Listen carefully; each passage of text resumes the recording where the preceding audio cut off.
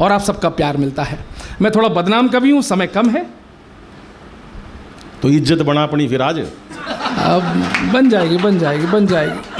आज मौका है तेरे लिए। अगर कड़वी लगे सच बात मुझको माफ कर देना। कर दिया। मुझे पता है यहाँ विभिन्न राजनीतिक दलों के लोग अपनी अपनी दुशालाएं उड़कर बैठे हैं, लेकिन मैं परवाह किसी की नहीं करता हूं। मैं परवाह केवल अपने सनातन की करता हूं, परवाह केवल अपने राष्ट्र की करता हूं। क्या बात है, परवाह अपने धर्म की करता हूं। गौरव बहुत अच्छे। सुनिए, अगर कड़वी लगे सच बात मुझको माफ कर देना, मुझे सुनने से पहले दिल के कोने साफ कर देना। ओहो। अदालत में खड़ा हूं आपकी सच बात कहने को, अदालत में खड़ा हूं आपकी सच बात कहने को, तुम अपनी तालियां देकर मेरा इंसाफ कर देना। तुम अपनी, अब मैंने इंसाफ मांगा, भाई साहब ने ऐसे इशारा किया, ताली ही देंगे। नहीं, सुनो मेरी बात सुनो, ऊर्जा लगाई मैंने, मन से पढ़ा, भाई साहब ने ताली नहीं बजाई। ओ सुमन जी, इससे यह सिद्ध होता है कि आप 100% किसी को भी संतुष्ट नहीं कर सकते। मैंने जोर लगाया, भाई साहब 3-4 लोग नहीं ताली बजाई इन्होंने। एक देश का प्रधानमंत्री भी 10 साल से लोगों को संतुष्ट करने में लगा है, लेकिन लोग संतुष्ट नहीं है, आज भी छाती कूट रहे हैं। ए मोदी, मेरे 15 लाख लाओ, तुमने वादा किया था, हाय मेरे 15 लाख, मेरे 15 लाख लाओ, मेरे 15 लाख लाओ। मैंने कहा महान लोगों, मुझे मेरे 15 लाख तो उसी दिन मिल गए थे जिस दिन मुगल सराय स्टेशन का नाम बदलकर पंडित दीनदयाल उपाध्याय रख दिया गया था। क्या बात है, वाह। तालियां थोड़ी कमजोर है पीछे। मुझे मेरे 15 लाख की अगली किस्त उस दिन मिल गई थी जिस दिन कश्मीर से धारा 370 को नेस्तनाबूद कर दिया था, और तुम 15 लाख पे रोते हो। हे मेरे स्वार्थी लोगों, 15 लाख पे रोते हो। अरे 22 जनवरी को भगवान राम की प्राण प्रतिष्ठा के दिन हम करोड़पति बन चुके हैं, तुम्हें पता ही नहीं है। क्या बात है। और करोड़पति तो छोड़ो संजय भैया, जिस दिन से मोदी जी ने द्वारका में डुबकी लगाई है, हमारा मुंह मथुरा की तरफ है। क्या बात है, वाह। और लग रहा बहुत जल्दी हम अरबपति भी बनने वाले हैं। और अरबपति ऐसे नहीं बनेंगे, अब तक जिन्होंने हाथ नहीं खोले, आपका मौन, आपकी तटस्थता, आपकी पीढ़ियों को भुगतनी पड़ेगी। ये गौरव चौहान कह रहा है। इस शंखनाद में साथ दीजिएगा। दक्षिण भारत से कोई कहता है ना कि आपकी परंपराएं, आपका धर्म डेंगू है, मलेरिया है, HIV है, उसे खत्म कर देना चाहिए। तब अपने बच्चों को बताना, जो अंग्रेजी मीडियम विद्यालय से पढ़कर घर आते हैं, 2 मिनट बिठाना उन्हें और उन्हें बताते रहना कि बेटा तुम्हारे पुरखे क्या हैं, तुम्हारी परंपराएं क्या है, तुम्हारा धर्म क्या है, ये बताते रहना।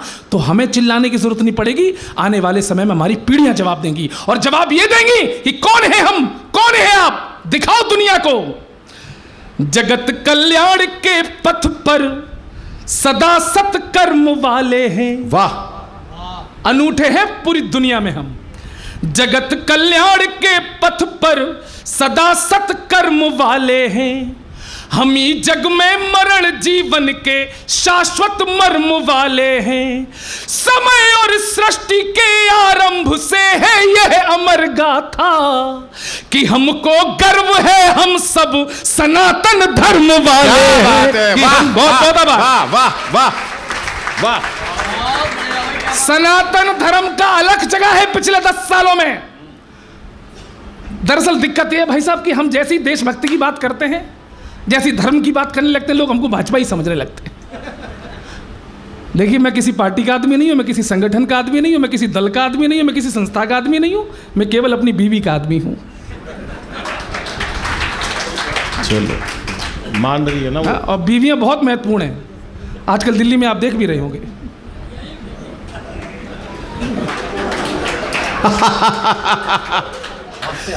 पंक्तियां सुनना, ये सनातन का शंखनाद कमजोर मत होते ना। आप मोदी को कोस सकते हैं, गालियां दे सकते हैं, लेकिन छाती ठोक के गौरव चौहान कहता है कि आज से 30-40 साल बाद आपकी पीढ़ियां कहा करेंगी, आपके बच्चे कहा करेंगे कि एक 56 इंची वाला तो आया, एक मसीहा तो आया जिसने 500 वर्ष के संघर्षों का हमें राम मंदिर बनाकर, क्या बात है, इस भारत को उसका सम्मान लौटाया। कोसिए, कुछ और भी होने वाला है संजय भैया, और तैयार है ना। और मैं कहता हूं अब तक जिन्होंने हाथ नहीं खोले वो खोलेंगे। अपना ये मथुरा की तरफ नहीं निगाहें रखना, होने क्या वाला है देखो। सरयू धन्य हो चुकी है, अभी जरा सा धीर धरो, जमुना का पानी खोलेगा। बिंदल जी बैठे हैं, आपकी उपस्थिति को प्रणाम कर रहा हूं। काव्य परंपरा में ऐसा कुछ नहीं सुनाऊंगा, अच्छी कविता है। अभी जरा सा धीर धरो, जमुना का पानी खोलेगा। राम भक्त के बाद अभी तो श्याम भक्त भी डोलेगा। क्या बात है। मुझे मालूम है यह अग्रवंश मेरे साथ होगा। चौथी पंक्ति पर, राम भक्त के बाद अभी तो श्याम भक्त भी डोलेगा। और जिस दिन गदा उठा ली अपने पवन पुत्र बजरंगी ने, कब्र में लेटा औरंगजेब भी राधे राधे बोलेगा। वाह वाह वाह भाई वाह, हास्य। और सबूतों के आधार पर बोलेगा।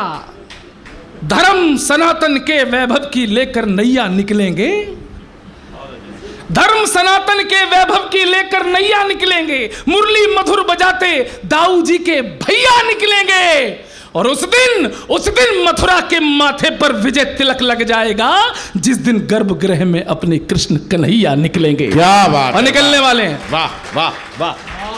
मुझसे पैरोडी के लिए कहा जा रहा है 5 मिनट और भी कुछ सुना दूं, मेरे पास सुनाने के लिए बहुत है। देश और देश की जिम्मेदारी आप सबके हाथों में है। तूने क्या किया? समय बहुत कम हो गया। कौन सा? वही वाली बात। केजरीवाल।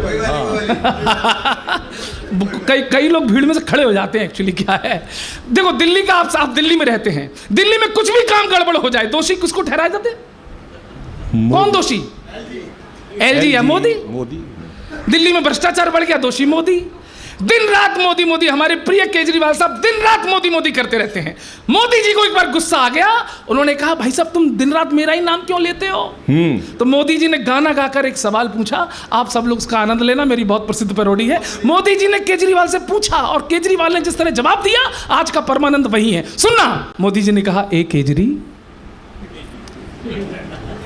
लोगों को तुमसे कितने गिले, क्यों क्यों क्यों तुम कैसे सीए मिले, क्यों क्यों क्यों इतने दिनों तुमने क्या किया, क्या किया क्या किया क्या किया? केजरीवाल बोले, तेरा नाम लिया हो, तुझे याद किया हो, तेरा नाम लिया, तुझे याद किया, तुझे याद किया। आगे पूछा, आगे तो और आनंद आएगा। आगे पूछा मोदी जी ने, पिछले घोटालों की जांच वांच की? नहीं नहीं नहीं। लोकपाल वाले बिल पे बात की? नहीं नहीं नहीं। फ्री वाईफाई तुमने लॉन्च की? No never. फिर और भला क्या किया? केजरीवाल फिर बोले, तेरा नाम लिया हो, तुझे याद किया हो। बहुत अच्छे। बहुत चिढ़ाया गया हमको इन्हीं लोगों ने। मंदिर वहीं बनाएंगे, तारीख नहीं बताएंगे, तारीख नहीं बताएंगे। आज सीना ठोक के कहते हैं कि तारीख भी है, मंदिर भी है, और ये जवाब भी है जो हमको चिढ़ाते थे तारीख नहीं बताएंगे। सुने वो लोग जो कहते हैं कर जाते हैं, जिगरा बहुत बड़ा है। अंगद अब भी पांव जमाए लंका बीच खड़ा है। चौथी पंक्ति पर बताना, कोठारी बंधुओं का बलिदान समझ में आए तो बताना।